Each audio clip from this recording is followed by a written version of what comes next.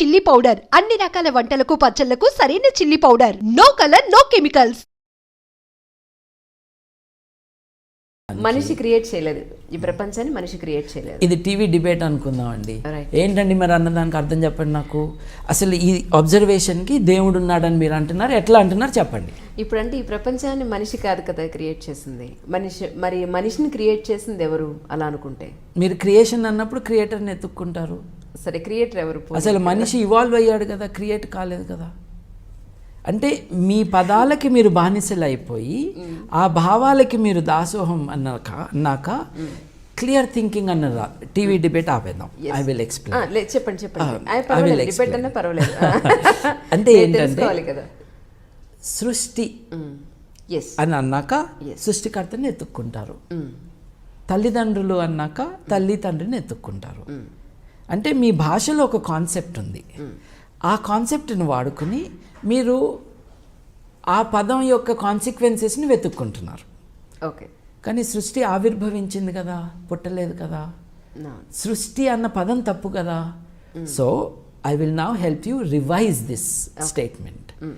ఈ విశ్వం యొక్క ఆవిర్భావం అనాలి, విశ్వం యొక్క సృష్టి అనకూడదు. ఎప్పుడైతే సృష్టి అంటారో మీరు సృష్టికర్తను వెతుక్కుంటారు. సో ఈ భగవంతుడు అన్న ఐడియాకి దీనికి సంబంధం లేదు. వానాకాలంలో వాన పడుతుంది అని చెప్పడానికి తెలివక్కర్లేదండి. అక్కడి నుండి తీసుకొచ్చి ఇదంతా కూడా భగవంతుడి లింక్ అయిందన్న దాంట్లో పెద్ద లాజికల్ ప్రాబ్లం ఉందండి, ఒకసారి ఆలోచించుకోండి. రైట్. బట్ మనం ఈ అబ్జర్వేషన్ ఆఫ్ ది యూనివర్స్ ఏదైతే ఉందో, ఎంతో కాలం కొన్ని వేల సంవత్సరాల పాటు మానవాళి తన మనుగడ కోసం, సర్వైవల్ కోసం ఈ అబ్జర్వేషన్ చేయటం, చేసిన అబ్జర్వేషన్ నాలెడ్జ్ని వేరే వారికి పాస్ చేయటం, ఇట్స్ ఎ గ్రాండ్ అచీవ్మెంట్ అండి. ఇప్పుడు లాస్కో గుహలు ఉన్నాయి, నేను ఇందాక చెప్పిన ఫ్రాన్స్ గుహలు. ఆ గుహల్లో ప్రతి సంవత్సరము జూన్ 1 తేదీన ఈ సూర్యకిరణాలన్నీ పోయి ఒక స్పాట్లో పడతాయి అని వాళ్ళు గమనించారండి. గమనించి అక్కడ ఒక రాయి పెట్టారండి. రాయి పెట్టినందుకు అక్కడ కిరణాలు వెళ్ళలా, కిరణాలు వెళ్తున్న చోట మీరు రాయి పెట్టారు. తేడా లేదు, చాలా తేడా. ఇది అబ్జర్వేషన్. అలా చేయటం, ఈ విషయాన్ని వేరే వారికి వాళ్ళు నాలెడ్జ్గా ఇవ్వటం 25,000 సంవత్సరాల క్రితం.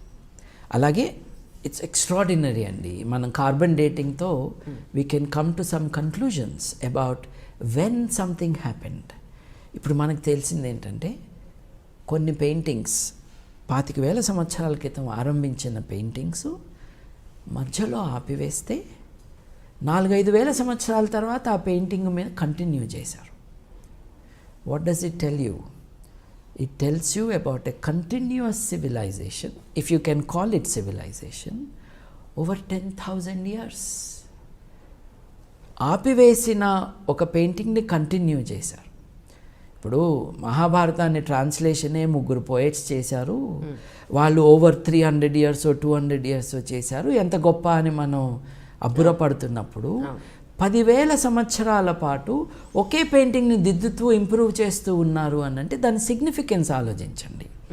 భాష కూడా లేదు, బహుశా ఇంకొక రకమైన ఎక్విప్మెంట్ లేదు, ఇంకొక రకమైన అచీవ్మెంట్ లేదు. అంటే భూమి కూడా ఒక గ్రహమే అనుకున్నప్పుడు మిగతా గ్రహాల్లో ఎక్కడా మనుషులు లేరు కదా, ఈ గ్రహం మీద మాత్రమే ఎందుకు ఉండాలి? అసలు మనిషి పుట్టాల్సిన అవసరం ఏముంది అన్న పాయింట్కి వస్తే మళ్ళీ మీరు ఇంకొక హైపర్ లింక్ నొక్కేసి ఎక్కడికో వెళ్ళారు. ఇప్పుడు civilisation is long and it can sustain itself అన్నది మనకు ఒక లెసన్. 25,000 సంవత్సరాల క్రితం సూర్యుడు కాంతి ఇక్కడికి వస్తుంది అని చూసుకుని బొమ్మలు గీశారు అని అంటే, అప్పటి నుండి బాబిలోనియన్లో ఒక 6-7 వేల సంవత్సరాల క్రితం చేసిన అబ్జర్వేషన్స్కి ఆ నాలెడ్జ్ అక్యుములేటెడ్ అబ్జర్వేషన్స్ నుంచి వాళ్ళు గ్రహణాల ప్రెడిక్షన్స్కి వచ్చారు. ఓకే, గ్రహణాలు ఎప్పుడు వస్తాయి ఏమిటి అని.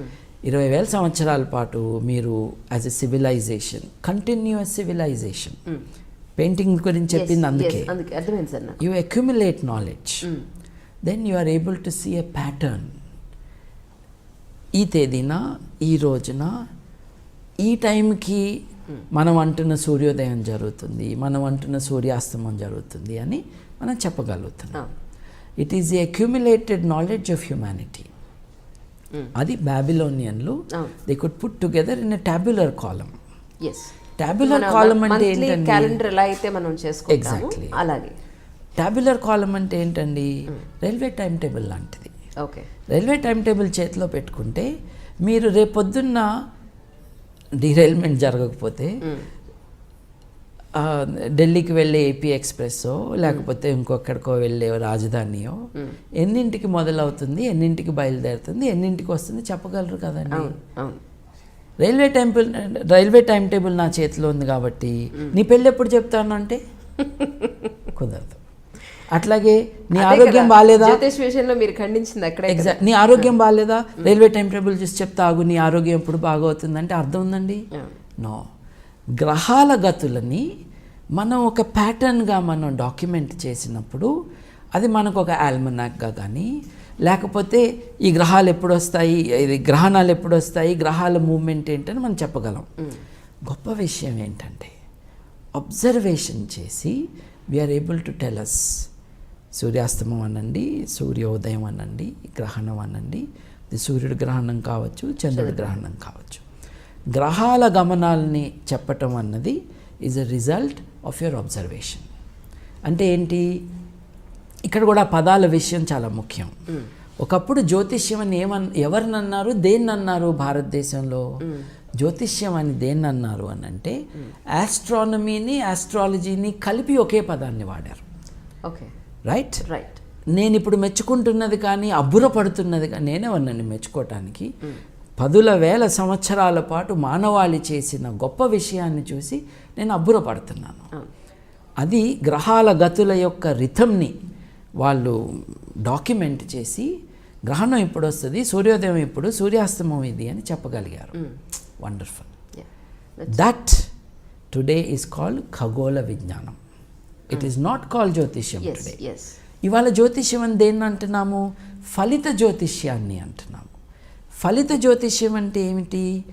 గ్రహాలకి మనుషుల ఎఫైర్స్ మీద ఇన్ఫ్లుయెన్స్ ఉన్నది అని చెప్తున్నాం. దాన్ని ఫలిత జ్యోతిష్యం. ఓకే. దీనికి ఈ నయా జ్యోతిష్యులు ఏం చెప్తున్నారు?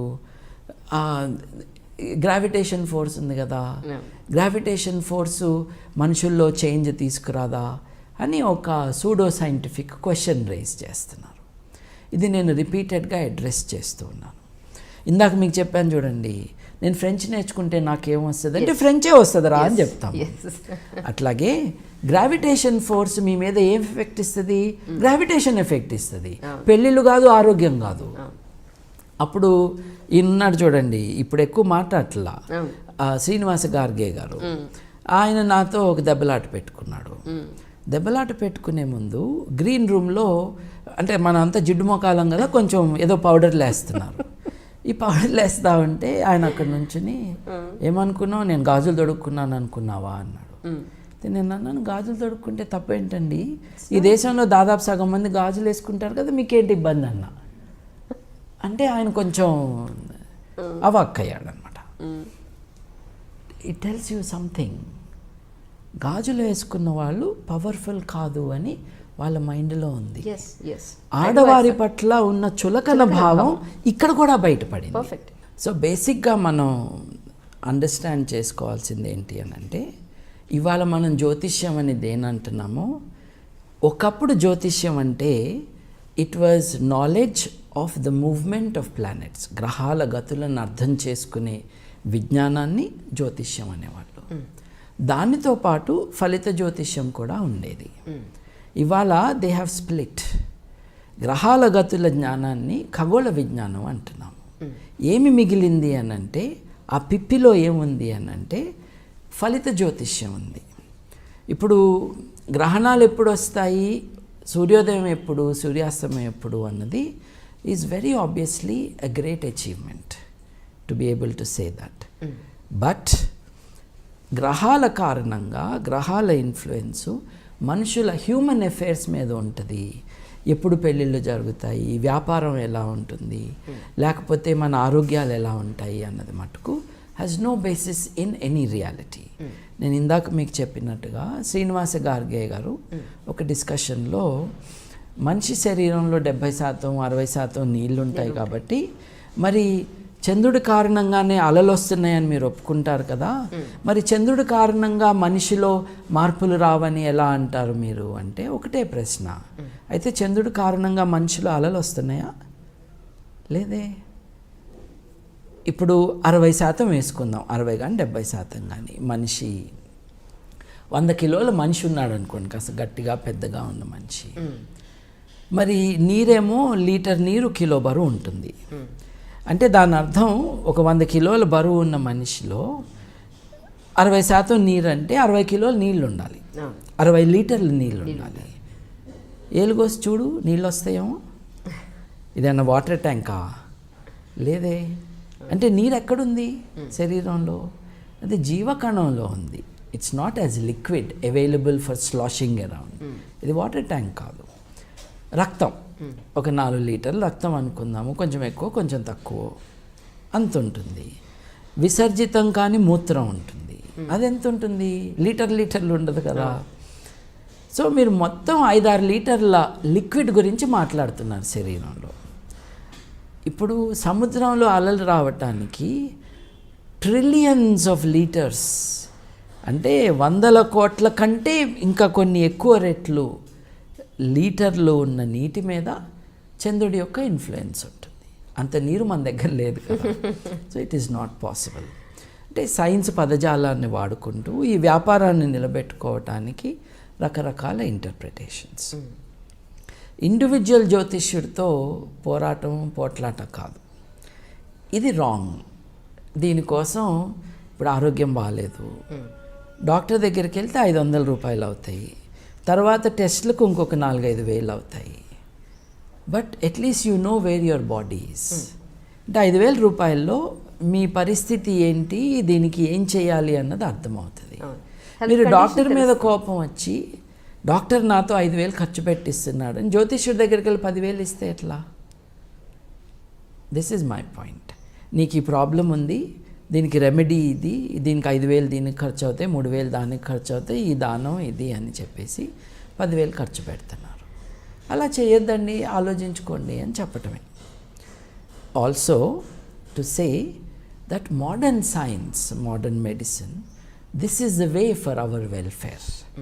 ఇప్పుడు 40 ఏళ్ళకి పుట్టుకుమనే మనిషి ఇవాళ 60 ఏళ్ళు 67 ఏళ్ళు బతుకుతున్నాడు అని అంటే అది సైన్స్ కారణంగా. ఎక్కువ కాలం మన వాళ్ళు బతకాలన్న కోరికతో ఎక్కువ మనం సైన్స్ మీద డిపెండ్ అవ్వాలన్నది ఉద్దేశం. సో గ్రహాల గతులకి మనుషుల వ్యవహారాలకి డైరెక్ట్ లింక్ లేదండి. సైన్స్ క్యాల్కులేషన్ స్కూల్లో నేర్చుకున్న సైన్సేనండి. ఆ ఈక్వేషన్ వేస్తే బిడ్డ పుట్టినప్పుడు ఆ బిడ్డని హ్యాండిల్ చేస్తున్న డాక్టర్లు కానీ మిడ్ వైఫ్స్ కానీ వాళ్ళ దగ్గర ఉన్న మెడికల్ ఇన్స్ట్రుమెంట్స్ ఉంటాయి చూడండి, వాటికే శనిగ్రహం కంటే ఎక్కువ ఇన్ఫ్లుయెన్స్ ఉంటుంది. And whatever influence is there, that is the influence of gravity. Gravity does not decide your health. మీరు అనొచ్చు జూపిటర్కి వెళ్తేనో మీరు అన్నదానికి మీరు అడిగిన క్వశ్చన్కి అసలు సంబంధమే లేదు. నిజానికి మనిషి క్రియేట్ చేయలేదు ఈ ప్రపంచాన్ని, మనిషి క్రియేట్ చేయలేదు. ఇది టీవీ డిబేట్ అనుకుందామండి. ఏంటండి మరి అన్నదానికి అర్థం చెప్పండి నాకు. అసలు ఈ అబ్జర్వేషన్కి దేవుడు ఉన్నాడని మీరు అంటున్నారు, ఎట్లా అంటున్నారు చెప్పండి. ఇప్పుడు అంటే ఈ ప్రపంచాన్ని మనిషి కాదు కదా క్రియేట్ చేసింది, మనిషిని క్రియేట్ చేసింది ఎవరు అలా అనుకుంటే? మీరు క్రియేషన్ అన్నప్పుడు క్రియేటర్ని ఎత్తుక్కుంటారు. సరే, క్రియేటర్ ఎవరు? అసలు మనిషి ఇవాల్వ్ అయ్యాడు కదా, క్రియేట్ కాలేదు కదా.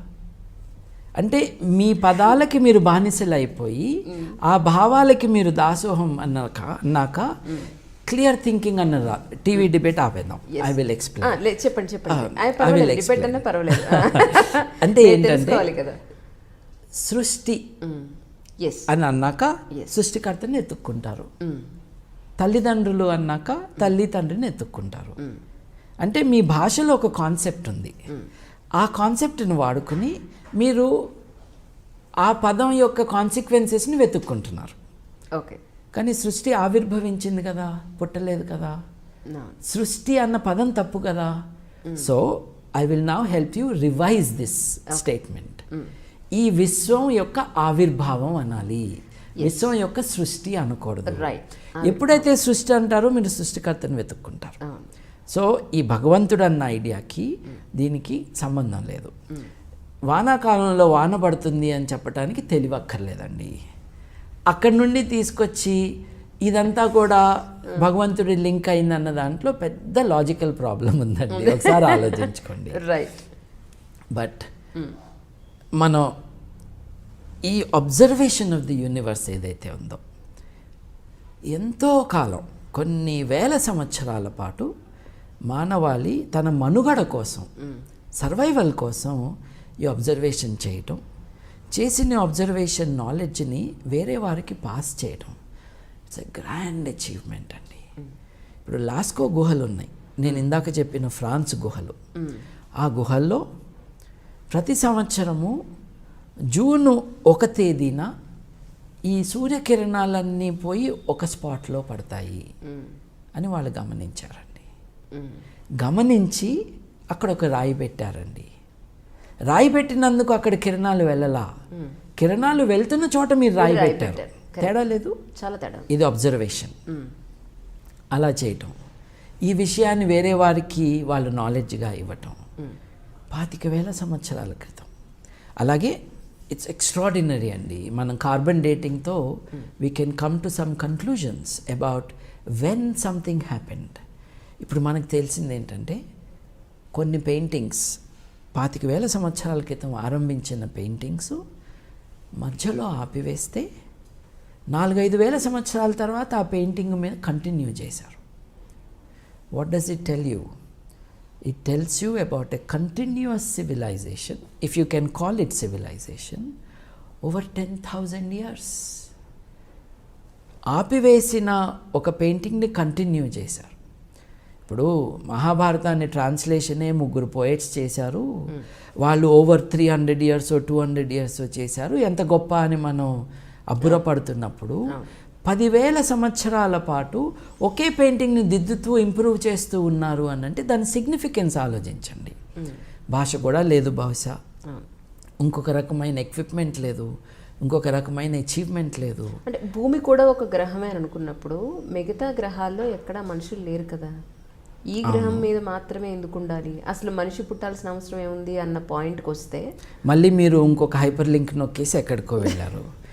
ఇప్పుడు civilisation is long and it can sustain itself అన్నది మనకు ఒక లెసన్. 25,000 సంవత్సరాల క్రితం సూర్యుడు కాంతి ఇక్కడికి వస్తుంది అని చూసుకుని బొమ్మలు గీశారు అని అంటే, అప్పటి నుండి బాబిలోనియన్లో ఒక 6-7 సంవత్సరాల క్రితం చేసిన అబ్జర్వేషన్స్కి ఆ నాలెడ్జ్ అక్యుములేటెడ్ అబ్జర్వేషన్స్ నుంచి వాళ్ళు గ్రహణాల ప్రెడిక్షన్స్కి వచ్చారు. ఓకే, గ్రహణాలు ఎప్పుడు వస్తాయి ఏమిటి అని. 20,000 సంవత్సరాల పాటు మీరు as a civilisation, continuous civilisation, painting గురించి చెప్పింది అందుకే, అర్థమైంది sir. You accumulate knowledge, then you are able to see a pattern. ఈ తేదీన, ఈ రోజున, ఈ టైంకి మనం అంటున్న సూర్యోదయం జరుగుతుంది, మనం అంటున్న సూర్యాస్తమం జరుగుతుంది అని మనం చెప్పగలుగుతున్నాం. It is the accumulated knowledge of humanity. అది బాబిలోనియన్లు they could put together in a tabular column. Tabular column అంటే ఏంటండి? క్యాలెండర్ ఎలా అయితే మనం చేసుకుంటామో అలాగే టాబ్యులర్ కాలమ్ అంటే ఏంటండి? రైల్వే టైం టేబుల్ లాంటిది. ఓకే, రైల్వే టైం టేబుల్ చేతిలో పెట్టుకుంటే మీరు రేపొద్దున్న డీరైల్మెంట్ జరగకపోతే ఢిల్లీకి వెళ్ళే ఏపీ ఎక్స్ప్రెస్సో లేకపోతే ఇంకొకడికో వెళ్ళే రాజధానియో ఎన్నింటికి మొదలవుతుంది, ఎన్నింటికి బయలుదేరుతుంది, ఎన్నింటికి వస్తుంది చెప్పగలరు కదండి. రైల్వే టైం టేబుల్ నా చేతిలో ఉంది కాబట్టి నీ పెళ్ళి ఎప్పుడు చెప్తాను అంటే కుదరదు. అట్లాగే నీ ఆరోగ్యం బాగాలేదా, మీరు ఖండించింది అక్కడ, ఎగ్జాక్ట్, నీ ఆరోగ్యం బాగాలేదా రైల్వే టైం టేబుల్ చూసి చెప్తా ఆగు నీ ఆరోగ్యం ఎప్పుడు బాగవుతుందంటే అర్థం ఉందండి? నో. గ్రహాల గతులని మనం ఒక ప్యాటర్న్గా మనం డాక్యుమెంట్ చేసినప్పుడు అది మనకు ఒక ఆల్మనాక్గా కానీ, లేకపోతే ఈ గ్రహాలు ఎప్పుడు వస్తాయి, ఇది గ్రహణాలు ఎప్పుడు వస్తాయి, గ్రహాల మూవ్మెంట్ ఏంటని మనం చెప్పగలం. గొప్ప విషయం ఏంటంటే అబ్జర్వేషన్ చేసి we are able to tell us సూర్యాస్తమం అనండి, సూర్యోదయం అనండి, గ్రహణం అనండి, ఇది సూర్యుడి గ్రహణం కావచ్చు, చంద్రుడి గ్రహణం కావచ్చు. గ్రహాల గమనాల్ని చెప్పటం అన్నది is a result of your observation. అంటే ఏంటి, ఇక్కడ కూడా పదాల విషయం చాలా ముఖ్యం. ఒకప్పుడు జ్యోతిష్యం అని ఎవరినన్నారు, దేన్నన్నారు భారతదేశంలో? జ్యోతిష్యం అని దేన్నన్నారు అని అంటే ఆస్ట్రానమీని, ఆస్ట్రాలజీని కలిపి ఒకే పదాన్ని వాడారు. Okay, right. రైట్. నేను ఇప్పుడు మెచ్చుకుంటున్నది కానీ అబ్బురపడుతున్నది కానీ నేనేమన్నాను మెచ్చుకోవటానికి? 10,000 సంవత్సరాల పాటు మానవాళి చేసిన గొప్ప విషయాన్ని చూసి నేను అబ్బురపడుతున్నాను. అది గ్రహాల గతుల యొక్క రిథంని వాళ్ళు డాక్యుమెంట్ చేసి గ్రహణం ఇప్పుడు వస్తుంది, సూర్యోదయం ఇప్పుడు, సూర్యాస్తమం ఇది అని చెప్పగలిగారు. Wonderful. That today is called ఖగోళ విజ్ఞానం. ఇట్ ఈస్ నాట్ కాల్డ్ జ్యోతిష్యం టుడే. ఇవాళ జ్యోతిష్యం అని దేన్ని అంటున్నాము? ఫలిత జ్యోతిష్యాన్ని అంటున్నాము. ఫలిత జ్యోతిష్యం అంటే ఏమిటి? గ్రహాలకి మనుషుల ఎఫైర్స్ మీద ఇన్ఫ్లుయెన్స్ ఉన్నది అని చెప్తున్నాం. దాన్ని ఫలిత జ్యోతిష్యం. ఓకే. దీనికి ఈ నయా జ్యోతిష్యులు ఏం చెప్తున్నారు? గ్రావిటేషన్ ఫోర్స్ ఉంది కదా, గ్రావిటేషన్ ఫోర్సు మనుషుల్లో చేంజ్ తీసుకురాదా అని ఒక సూడో సైంటిఫిక్ క్వశ్చన్ రైజ్ చేస్తున్నారు. ఇది నేను రిపీటెడ్గా అడ్రస్ చేస్తూ ఉన్నాను. ఇందాక మీకు చెప్పాను చూడండి, నేను ఫ్రెంచ్ నేర్చుకుంటే నాకేమొస్తుంది అంటే ఫ్రెంచే వస్తుందిరా అని చెప్తాం. అట్లాగే గ్రావిటేషన్ ఫోర్స్ మీ మీద ఏం ఎఫెక్ట్ ఇస్తుంది? గ్రావిటేషన్ ఎఫెక్ట్ ఇస్తుంది. పెళ్ళిళ్ళు కాదు, ఆరోగ్యం కాదు. అప్పుడు ఈయన్నాడు చూడండి, ఇప్పుడు ఎక్కువ మాట్లాడట్లా, శ్రీనివాస గార్గే గారు. ఆయన నాతో ఒక దెబ్బలాట పెట్టుకున్నాడు. దెబ్బలాట పెట్టుకునే ముందు గ్రీన్ రూమ్లో, అంటే మనం అంతా జిడ్డు మొకాలం కదా, కొంచెం ఏదో పౌడర్లు వేస్తున్నారు. ఈ పౌడర్లు వేస్తా ఉంటే ఆయన అక్కడ నుంచుని, ఏమనుకున్నావు, నేను గాజులు తొడుక్కున్నాను అనుకున్నావా అన్నాడు. నేను అన్నాను, గాజులు తొడుక్కుంటే తప్పేంటండి, ఈ దేశంలో దాదాపు సగం మంది గాజులు వేసుకుంటారు కదా, మీకేంటి ఇబ్బంది అన్న అంటే ఆయన కొంచెం అవాక్కయ్యాడనమాట. It tells you something. గాజులు వేసుకున్న వాళ్ళు పవర్ఫుల్ కాదు అని వాళ్ళ మైండ్లో ఉంది. ఆడవారి పట్ల ఉన్న చులకన భావం ఇక్కడ కూడా బయటపడింది. పర్ఫెక్ట్. సో బేసిక్గా మనం అండర్స్టాండ్ చేసుకోవాల్సింది ఏంటి అని అంటే, ఇవాళ మనం జ్యోతిష్యం అని దేనంటున్నామో, ఒకప్పుడు జ్యోతిష్యం అంటే it was knowledge of the movement of planets. గ్రహాల గతులను అర్థం చేసుకునే విజ్ఞానాన్ని జ్యోతిష్యం అనేవాళ్ళు. దానితో పాటు ఫలిత జ్యోతిష్యం కూడా ఉండేది. ఇవాళ దే హ్యావ్ స్ప్లిట్. గ్రహాల గతుల జ్ఞానాన్ని ఖగోళ విజ్ఞానం అంటున్నాము. ఏమి మిగిలింది అని అంటే, ఆ పిప్పిలో ఏముంది అని అంటే ఫలిత జ్యోతిష్యం ఉంది. ఇప్పుడు గ్రహణాలు ఎప్పుడు వస్తాయి, సూర్యోదయం ఎప్పుడు, సూర్యాస్తమయం ఎప్పుడు అన్నది is very obviously a great achievement to be able to say that. But గ్రహాల కారణంగా, గ్రహాల ఇన్ఫ్లుయెన్సు మనుషుల హ్యూమన్ అఫైర్స్ మీద ఉంటుంది. ఎప్పుడు పెళ్ళిళ్ళు జరుగుతాయి, వ్యాపారం ఎలా ఉంటుంది, లేకపోతే మన ఆరోగ్యాలు ఎలా ఉంటాయి అన్నది మటుకు has no basis in any reality. నేను ఇందాక మీకు చెప్పినట్టుగా శ్రీనివాస గార్గే గారు ఒక డిస్కషన్లో, మనిషి శరీరంలో 70%, 60% నీళ్ళు ఉంటాయి కాబట్టి, మరి చంద్రుడి కారణంగానే అలలు వస్తున్నాయని మీరు ఒప్పుకుంటారు కదా, మరి